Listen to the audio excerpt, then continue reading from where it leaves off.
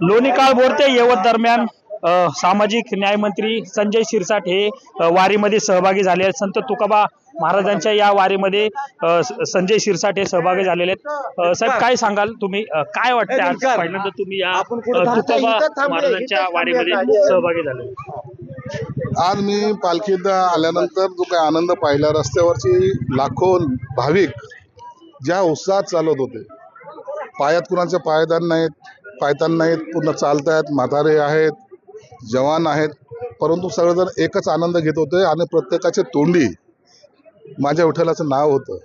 आणि मला वाटतं ह्याच्यासारखा आनंद सोहळा जगाच्या पाठीवर कुठे नसेल, म्हणून हा आनंद सोहळ्याचा एक आनंद वेगळा आहे आणि प्रत्येक जण त्याच्यामध्ये ते आनंद घ्यायसाठी मी सुद्धा या पालखीमध्ये आज सहभागी झालो। तुम्ही जी 20,000 रुपये दिंड्यांना दिले होतं, नेमकं त्याच्यामुळेच तुम्हाला या संपूर्ण जे काही वारकरी आहेत त्यांनी स्वागत केलेलं, हार घातलेलं, नेमकं काय भावना आहे? कारण वारकऱ्यांचं लोक स्वागत करत असतात, मात्र तुमचं आज त्यांनी केलेलं आहे। हे बघा, हे त्यांचा मनाचा मोठेपणा आहे।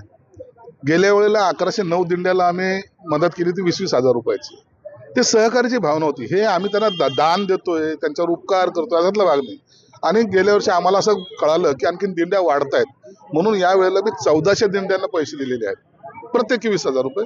आणि त्यांना आणखीन काही जर बाकी राहिले तर तसं खात्याला मी सांगून दिलेलं की जे काही पुन्हा आणखीन वाढल्या, चिंता करायची नाही, पैसा जनतेचा आहे, तो जनतेपर्यंत चाललेला आहे, म्हणून तिथं कुठेही कमतरता नसावी, ते दिले पाहिजेत, तशा सूचना सुद्धा दिलेल्या आहेत। तुम्ही वारीमध्ये सहभागी झाला, शिंदे साहेबांनी काय निरोप दिलाय का वारकऱ्यांसाठी?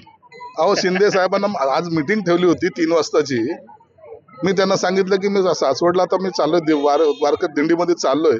त्यांनी ती मीटिंग कॅन्सल केली, ते म्हणजे पहिले दिंडी नंतर मीटिंग, हे त्यांची भावना आहे। तो माणूस वारकरीच आहे। आपण जर बघितलं तर वारकऱ्यांच्या रस्ता जाम होता अशा प्रकारचं अबू आझमींनी वक्तव्य केलं, कसं पाहता या सगळ्या गोष्टींकडे? नालायक माणूस आहे, काय त्याला बोलायचं? त्या अशा गोष्टीचं काय चर्चा होत असते? तुम्ही अनेक वेळेला आमचे रस्ते जाम करतात, ते पहा ना। हा वारकरी वर्षातून एखाद्या वेळेला जेव्हा निघतोय, हे लेकरं बाळा घेऊन जातो, तुम्ही पहा थोडं दिंडीमध्ये बघा कोण कोण आहे तिथं।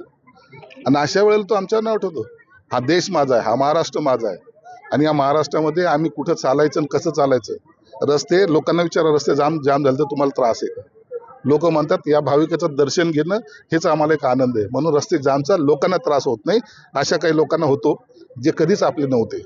बाजीराव पेशव्यांचं नाव द्यावं असं खासदारांनी सांगितलेलं, नेमकं त्याबद्दल काय भूमिका? मग त्यांची भूमिका, पक्षाची भूमिका असेल, आता त्याच्यावर आता या घडीला चर्चा करणं मला वाटतं योग्य नाही।